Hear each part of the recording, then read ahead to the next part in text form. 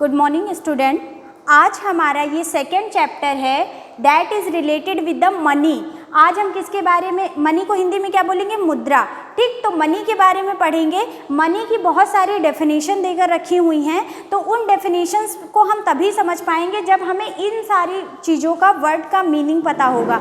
तो डेफिनेशन हम बाद में कराएंगे, पहले हम क्या कर दे रहे हैं कि एक मनी हम उसको बोलेंगे जिसमें ये सारे के सारे फीचर होना क्या होता है, ज़रूरी होता है। तो इसमें सबसे पहला पॉइंट देखते हैं, दिया है जनरल एक्सेप्टेबिलिटी, मतलब कि सभी लोग उसको क्या करें, स्वीकार करें। हिंदी में क्या बोलेंगे, सामान्य स्वीकार्यता। मतलब मनी के अंदर सामान्य स्वीकार्यता का गुण होना चाहिए कि जैसे हम किसी को भी मनी दें, अगर मतलब पैसा दे रहे हैं तो वो आराम से एक्सेप्ट कर ले। जैसे चेक होता है, हुंडी होती है, बिल्स ऑफ एक्सचेंज होता है, तो ये सारे के सारे जो टर्म यूज़ की जाती हैं ये भी कहीं ना कहीं मनी का काम करती हैं। लेकिन अगर हम किसी बैकवर्ड एरिया में चले जाएं और वहाँ पर जा कर के उनको बोलें कि हम बोलें कि ऐसा है, आप 2000 रुपये हम आपको कैश में नहीं तो पेमेंट कर पाएंगे, आप चेक कर ले लीजिए, या आप हुंडी ले लीजिए, या आप हमारा बिल ले लीजिए, तो वो लोग क्या कर देंगे, मना कर देंगे, क्योंकि ये जनरली चीज़ें नहीं चल रही हैं ना। अगर हम वही 2000 का नोट दें तो वो आराम से एक्सेप्ट कर लेंगे। तो वही चीज़ बताई गई है कि मनी में क्या होनी चाहिए, जनरल एक्सेप्टेबिलिटी होनी चाहिए, मतलब सामान्य स्वीकार्यता होनी चाहिए। उसके बाद में नेक्स्ट पॉइंट है, नेक्स्ट दिया है वॉलंटरी एक्सेप्टेंस, मतलब स्वैच्छिक क्या होनी चाहिए, स्वीकार्यता होनी चाहिए। स्वैच्छिक स्वीकार्यता का मतलब ये हुआ कि आप अपनी इच्छा से उस मनी को एक्सेप्ट करने के लिए तैयार हो। अगर आप आपके ऊपर कोई जोर ज़बरदस्ती नहीं है कि नहीं आपको वो पैसा जो है वो जिसको हमने मनी माना है। देखो, अलग अलग एरा में अलग अलग टाइम पे ना अलग चीज़ों को मनी माना गया है। मतलब होता था ऋग्वेद काल में हम क्या करते थे, गाय को मनी मानते थे। इवोल्यूशन ऑफ मनी पढ़ेंगे, उसमें उन सारी चीज़ों को भी हम डिस्कस करेंगे।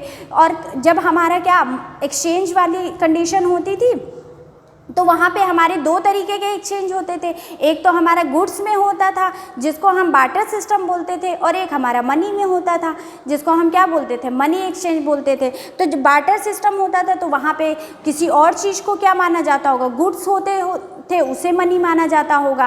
ठीक, तो बता रहे हैं कि जो भी चीज़ है जिसको आप मनी मान रहे हो वो सामने वाला पर्सन जो है उसको दबाव बना के नहीं तुमको लेना ही पड़ेगा, ऐसा ना हो। उसकी इच्छा हो, स्वैच्छिक अपने मन से वो क्या करे, उसे मनी स्वीकार करे। जिसे आप मनी बता रहे हो वो सामने वाला पर्सन भी क्या करे, उसे मनी एक्सेप्ट करे।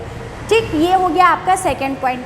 फिर थर्ड पॉइंट पे आ जाइए। थर्ड पॉइंट दिया हुआ है medium of exchange. Medium of exchange का मतलब क्या है कि हम जो भी परचेज कर रहे हैं या सेल कर रहे हैं या वस्तुओं का आदान प्रदान कर रहे हैं, उस टाइम पे हम उसमें मतलब मनी में क्या कर सके, एक्सचेंज कर सके, उसे हम मनी बोलेंगे। देखिए दिया हुआ है, there should be the quality of the medium of exchange in the commodity, all the people should be ready to take it exchange of their own commodity.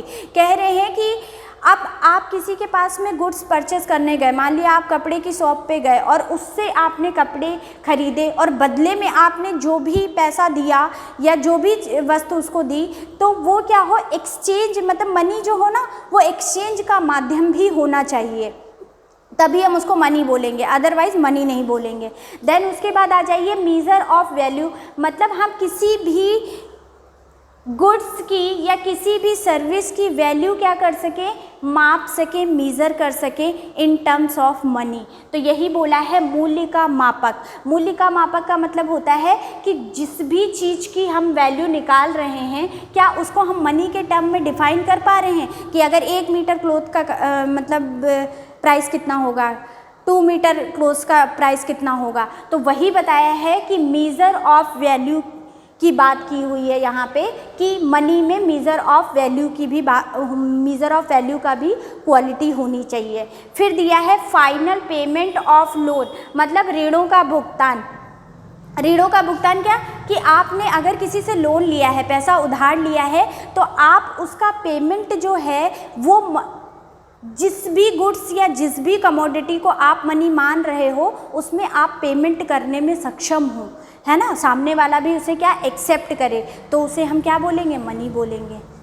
उसके बाद में द स्टोर ऑफ वैल्यू, यानी कि मूल्यों का संग्रहण, मतलब money ऐसी होनी चाहिए जिसको हम क्या कर सकें, मतलब स्टोर कर सकें, कि हमें 2 साल बाद पैसा, वही सेविंग वाली बात की गई है। बार्टर सिस्टम में सबसे बड़ी दिक्कत यही थी कि हम क्या कर सकते थे, स्टोर नहीं कर सकते थे वैल्यू को, लेकिन इस टाइम पे क्या है, हम वैल्यू को स्टोर कर सकते हैं, मनी को स्टोर कर सकते हैं। तो बोला कि स्टोर वैल्यू भी होनी चाहिए, मूल्यों का संग्रहण करने की क्षमता भी होनी चाहिए। फिर दिया वास्ट स्कोप, मतलब जो मनी का स्कोप होना चाहिए वो बहुत विस्तृत क्षेत्र में होना चाहिए, इसको विस्तृत क्षेत्र बोलते हैं हिंदी में।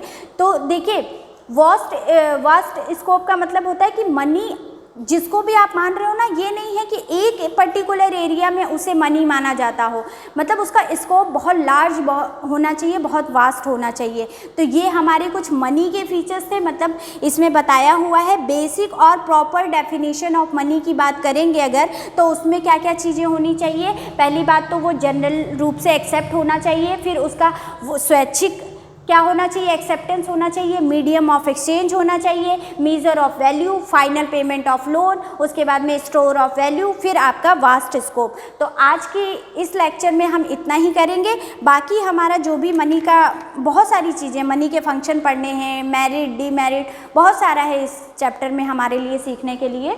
तो अभी आज के लिए इतना ही, बाकी बेटा हम नेक्स्ट कल करेंगे, ठीक है। Thank you.